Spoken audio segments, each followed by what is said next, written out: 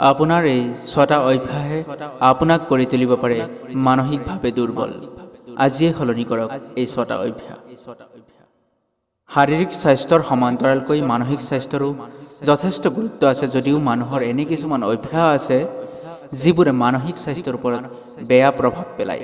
সেই অভ্যাসবোৰৰ বিষয়ে জানো আহক। নম্বৰ 1, দিনটো কামত ব্যস্ত হৈ নিজৰ বাবে সময় উলিয়াব পৰা নাই বহু লোক। এই কাম কৰিলে আপুনি কামৰ প্ৰতি সৎ হৈ পৰিছে, যদিও ই আপোনাৰ মানসিক স্বাস্থ্যৰ ক্ষেত্ৰত ডাঙৰ পৰিৱৰ্তন আনিব পাৰে। সেইবাবেই আপুনি আপোনাৰ ব্যস্ততাপূৰ্ণ ৰুটিনৰ পৰা সময় উলিয়াব লাগিব। নম্বৰ 2, নেটফ্লিক্স আৰু এমাজন প্ৰাইমৰ যুগত মানুহে বিংগ ৱাচিঙৰ মাজত ইমানেই হেৰাই যায় যে শুই থকাৰ সময়ৰ কথাও চিন্তা নকৰে। বহু সময়ত এনেকুৱা হয় যে মানুহে মাত্ৰ 4 পৰা 5 ঘণ্টা টোপনি লয়। এনে কৰিলে মানসিকভাৱে দুৰ্বল হ'ব পাৰে। গতিকে ৰাতি সময়মতে শুব, কমে 7 পৰা 8 ঘণ্টা টোপনি লওক। নম্বৰ 3, কিছুমান মানুহে প্ৰয়োজনতকৈ বেছি মনোৰঞ্জন কৰে। প্ৰতিদিনে ঘূৰি ফুৰি ৰেষ্টুৰেণ্ট, ক্লাবিং কৰি ভাল পায়। এনে কৰিলে স্বাস্থ্যৰ বাবেও ক্ষতিকাৰক, কাৰণ আজৰি সময়ত ইমানেই হেৰাই যায় যে নিজৰ বিকাশৰ প্ৰতি গুৰুত্ব নিদিয়ে। এনে পৰিস্থিতিত আপুনি আজৰি সময়ত গুণগত বিকাশৰ ওপৰত গুৰুত্ব দিব লাগে। নম্বৰ 4, কিছুমান মানুহে অতিমাত্ৰা চিন্তা কৰাৰ বাবে মানসিক চাপ লয়। সকলো জানিও তেওঁলোকে এই অভ্যাসটোৰ প্ৰতি গুৰুত্ব নিদিয়ে আৰু অতিমাত্ৰা চিন্তাৰ বাবে বহু সময় ধৰি মানসিক চাপত থাকে। এনে পৰিস্থিতিত আপোনাৰ মানসিক স্বাস্থ্যৰ ওপৰত প্ৰভাৱ পৰিব পাৰে। আপুনি হতাশাৰ বলি হ'ব পাৰে। নম্বৰ 5, ব্যায়াম নকৰাটোৱেও মানসিকভাৱে দুৰ্বল কৰি তুলিব পাৰে।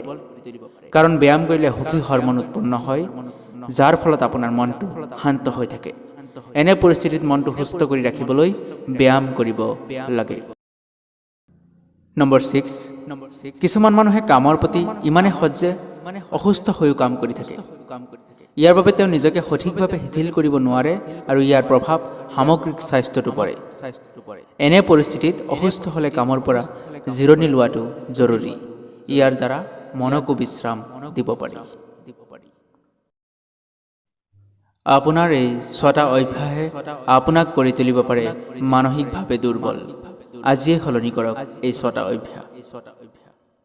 শাৰীৰিক স্বাস্থ্যৰ সমান্তৰালকৈ মানসিক স্বাস্থ্যৰো যথেষ্ট গুৰুত্ব আছে, যদিও মানুহৰ এনে কিছুমান অভ্যাস আছে যিবোৰে মানসিক স্বাস্থ্যৰ ওপৰত বেয়া প্ৰভাৱ পেলায়। সেই অভ্যাসবোৰৰ বিষয়ে জানো আহক। নম্বৰ 1, দিনটো কামত ব্যস্ত হৈ নিজৰ বাবে সময় উলিয়াব পৰা নাই বহু লোক। এই কাম কৰিলে আপুনি কামৰ প্ৰতি সৎ হৈ পৰিছে, যদিও ই আপোনাৰ মানসিক স্বাস্থ্যৰ ক্ষেত্ৰত ডাঙৰ পৰিৱৰ্তন আনিব পাৰে। সেইবাবেই আপুনি আপোনাৰ ব্যস্ততাপূৰ্ণ ৰুটিনৰ পৰা সময় উলিয়াব লাগিব। নম্বৰ 2, নেটফ্লিক্স আৰু এমাজন প্ৰাইমৰ যুগত মানুহে বিংগ ৱাচিঙৰ মাজত ইমানেই হেৰাই যায় যে শুই থকাৰ সময়ৰ কথাও চিন্তা নকৰে। বহু সময়ত এনেকুৱা হয় যে মানুহে মাত্ৰ 4 পৰা 5 ঘণ্টা টোপনি লয়। এনে কৰিলে মানসিকভাৱে দুৰ্বল হ'ব পাৰে। গতিকে ৰাতি সময়মতে শুব, কমে 7 পৰা 8 ঘণ্টা টোপনি লওক।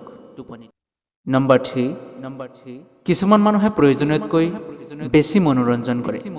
প্ৰতিদিনে ঘূৰি ফুৰি ৰেষ্টুৰেণ্ট, ক্লাবিং কৰি ভাল পায়। এনে কৰিলে স্বাস্থ্যৰ বাবেও ক্ষতিকাৰক, কাৰণ আজৰি সময়ত ইমানেই হেৰাই যায় যে নিজৰ বিকাশৰ প্ৰতি গুৰুত্ব নিদিয়ে। এনে পৰিস্থিতিত আপুনি আজৰি সময়ত গুণগত বিকাশৰ ওপৰত গুৰুত্ব দিব লাগে। নম্বৰ 4, কিছুমান মানুহে অতিমাত্ৰা চিন্তা কৰাৰ বাবে মানসিক চাপ লয়। সকলো জানিও তেওঁলোকে এই অভ্যাসটোৰ প্ৰতি গুৰুত্ব নিদিয়ে আৰু অতিমাত্ৰা চিন্তাৰ বাবে বহু সময় ধৰি মানসিক চাপত থাকে। এনে পৰিস্থিতিত আপোনাৰ মানসিক স্বাস্থ্যৰ ওপৰত প্ৰভাৱ পৰিব পাৰে। আপুনি হতাশাৰ বলি হ'ব পাৰে। নম্বৰ 5, ব্যায়াম নকৰাটোৱেও মানসিকভাৱে দুৰ্বল কৰি তুলিব পাৰে। কাৰণ ব্যায়াম কৰিলে সুখী হৰমন উৎপন্ন হয়, যাৰ ফলত আপোনাৰ মনটো শান্ত হৈ থাকে। এনে পৰিস্থিতিত মনটো সুস্থ কৰি ৰাখিবলৈ ব্যায়াম কৰিব লাগে। নম্বৰ 6, কিছুমান মানুহে কামৰ প্ৰতি ইমানে সহজে অসুস্থ হৈও কাম কৰি থাকে।